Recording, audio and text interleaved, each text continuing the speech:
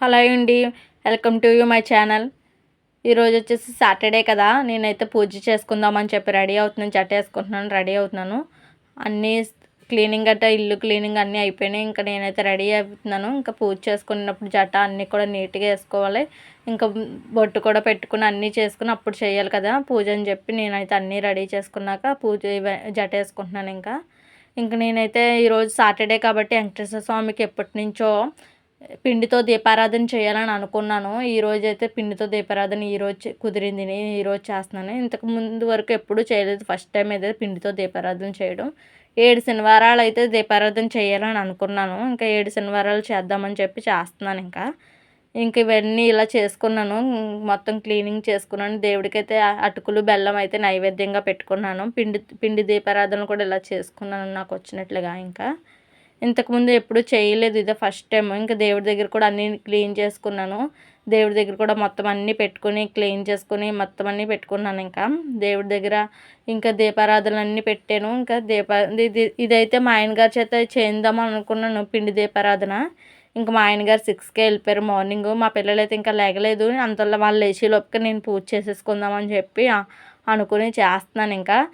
ఇంకా దేవుడు గోవిందనామాలు అయితే చదువుకుంటూ ఈ దీపారాధన అయితే చేశాను. ఇంతకుముందు అయితే నేను క్రిస్టియన్ కదా, నాకు తెలీదు. ఇందులోకి వచ్చి ఒక 3 ఇయర్స్ అవుతుంది. అందుకని నేను ఇప్పుడు వరకు ఎప్పుడు పిండి దీపారాధన చేయలేదు. ఇదే ఫస్ట్ టైం నేను చేస్తున్నాను.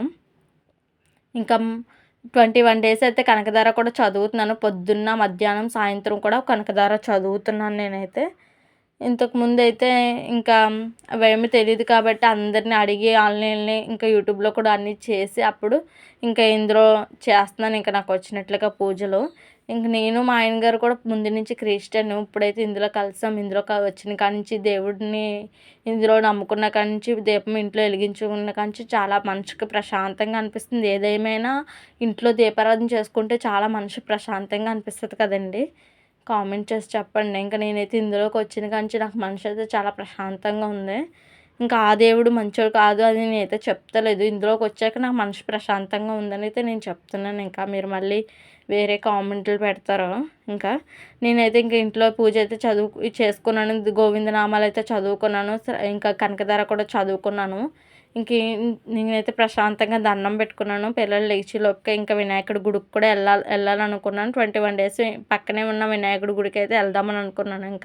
ఇంకా రోడ్డు మీద అయితే వీడియో తీస్తుంటే అందరూ నన్ను చూసి నవ్వుతున్నారు. నేను కూడా నవ్వుకున్నాను.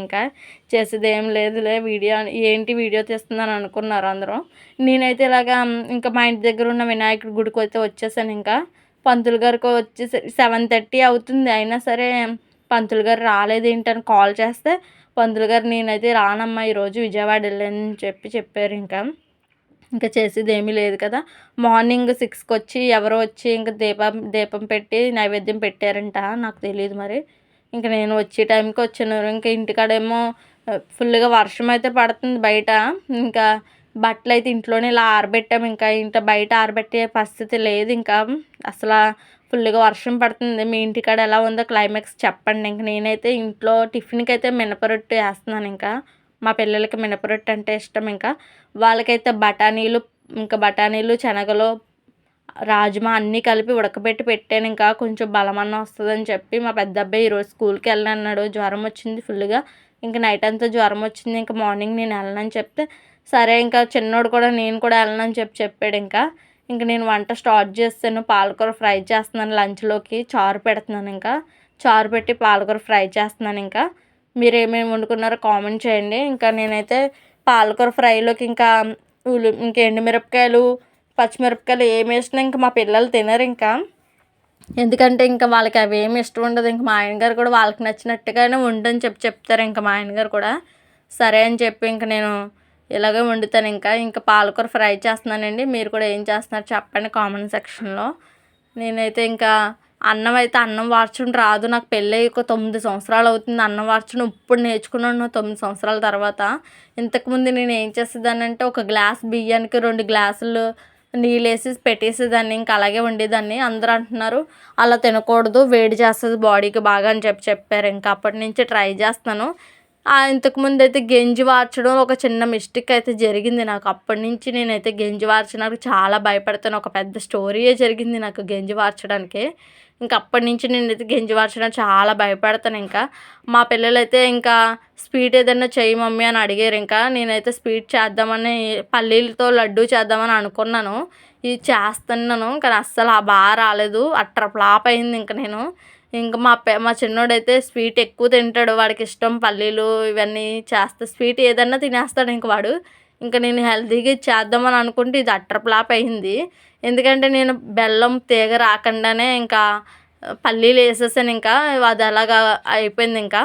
సరేలే అని చెప్పి ఇంక నేను చేసేది ఏమీ లేదు కదా, పాడేయలేము కదా ఇంకా చేసింది అని చెప్పి ఇంక అలాగే పెట్టాను. ఇదేంటి ఇలా చేసావని అడుగుతున్నారు మా పిల్లలైతే. ఇంకా అలాగే వచ్చిందమ్మా నాకు, ఇలాగ చేశాను, నెక్స్ట్ టైం బాగా చేస్తానని చెప్పాను ఇంకా. అస్సలు బాగా రాలేదు. ఇంక పొడి పొడిగా వచ్చేసింది. మా ఆయనగారు అయితే మధ్యాహ్నం భోజనానికి వచ్చారు. ఇంక వచ్చినప్పుడేమో ఇదేంటి కూర ఏమన్నానా అని అడుగుతున్నారు. కూర కదా ఇలా అయిపోయింది, ఇంకా తీగ రాకుండానే బెల్లంలో ఇలా వేస్తాను ఇంకా పొడి పొడిగా వచ్చేసింది అని చెప్పాను. నవ్వారు ఇంకా మా ఆయనగారు. ఇంకా నా వీడియోలు అయితే ఎవరైతే చూస్తున్నారో అందరూ కూడా సబ్స్క్రైబ్ చేయండి. నా వీడియోలు ఎలా ఉన్నాయో ఒకసారి చెప్పండి కామెంట్ చేసి. ఇంకేమేమి వీడియోలు తీస్తే బాగుంటుందో చెప్పండి. లైక్ చేయండి, సబ్స్క్రైబ్ చేయండి. Bye bye.